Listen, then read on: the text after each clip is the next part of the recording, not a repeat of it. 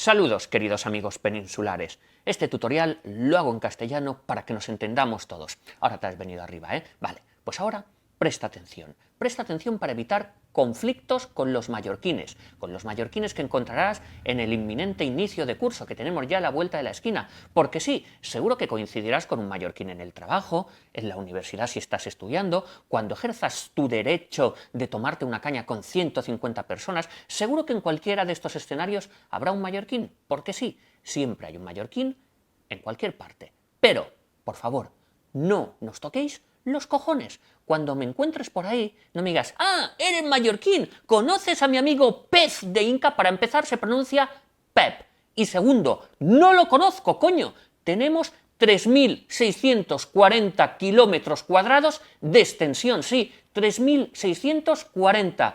Tenemos 53 municipios. Solo en Palma hay prácticamente 500.000 de personas. En toda la isla hay prácticamente 1.000.000 de personas. ¿Tú crees que nos conocemos todos? Pues no, igual que tú no conoces a toda la gente de tu pueblo o de tu ciudad. Por favor, que esto es una isla con mucha gente, con demasiada, que no somos 4 autóctonos que vamos en taparrabos. No, hay ciudades, pueblos, 53 municipios, insisto. No nos lo pidas.